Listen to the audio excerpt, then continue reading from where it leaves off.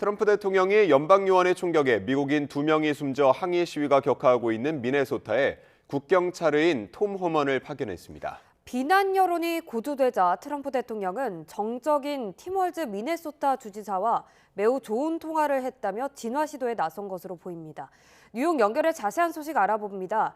이승윤 특파원, 트럼프 대통령이 직접 상황 통제에 나섰다고요?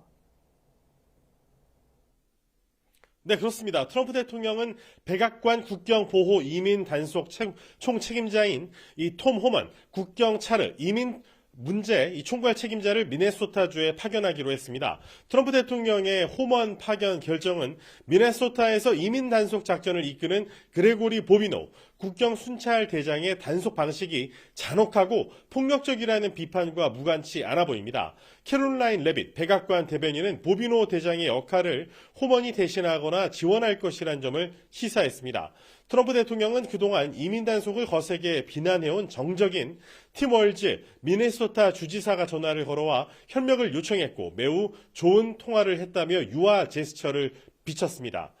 미네소타주에서는 지난해 말부터 연방정부 차원의 보조금 사기 수사와 조사가 진행 중이며 연방요원들이 대거 투입돼 이 지역에 많은 소말리아계 등 불법 이민자 단속 작전이 병행되고 있습니다. 하지만 이달 들어서만 연방요원이 쏜 총격에 미국인 2명이 숨지면서 반정부 시위는 더욱 격화하고 있고 민 전역으로 확산할 조짐까지 보이고 있습니다. 이에 위기감을 느낀 트럼프 대통령은 총격 사망 사건에 대한 모든 걸 조사하고 있다며 구체적인 철수 시점은 언급하지 않은 채 단속 요원 철수 가능성을 내비치기도 했습니다. 다만 29조 원 이상의 대규모 복지 사기에 대한 대대적인 조사가 진행 중이며 이는 현재 거리에서 벌어지는 폭력적인 시위의 일부 원인이라고 주장하기도 했습니다. 트럼프 대통령의 강경 단속을 상징하는 인물로 떠오른 보비노 국경 순찰 대장의 관련 발언을 직접 들어보시죠.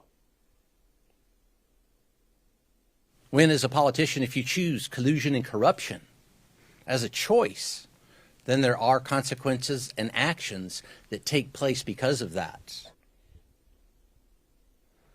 이번 사태에 대해서 미국 유력 신문들은 물론이고 트럼프 대통령과 우호적인 다른 나라 정상들까지 일제히 비판 목소리를 냈다고요? 네, 그렇습니다. 뉴욕타임스는 트럼프 행정부가 눈앞에서 거짓말을 하고 있다면서 의회가 이제는 나서야 한다고 촉구했습니다. 워싱턴 포스트는 트럼프 2기의 전환점이라고 평가하며 대규모 강제 추방 정책은 도덕적으로 정치적으로도 실패했고 미국인들에게 이 분노와 불안감만 남겼다고 지적했습니다. 보수 성향인 월스트리트 저널마저 트럼프 대통령 재임 중 발생한 최악의 사건이라며 이젠 이민 세관 단속국 ICE가 미네아폴리스에서 멈춰설 때라고 짚었습니다. 심지어 유럽 주요 국가 가운데 트럼프 대통령과 우호적인 관계를 유지하고 있는 이탈리아마저도 미국을 향해 비판의 목소리를 냈습니다. 안토니오 티아니 이탈리아 부총리 겸 외무장관은 아이스의 총격 사망 사건은 권한 남용이라며 무장한 사람을 체포하는 것과 죽이는 것 사이엔 큰 차이가 있다고 강조했습니다. 조르자 멜로니 이탈리아 총리가 유럽 정상 가운데 유일하게 지난해 이 트럼프 대통령의 취임식에 참석할 정도로 이탈리아는 유럽에서 트럼프 대통령과 매우 가까운 나라지만 이번엔 경고의 메시지를 나타냈습니다. 지금까지 뉴욕에서 YTN 이승윤입니다.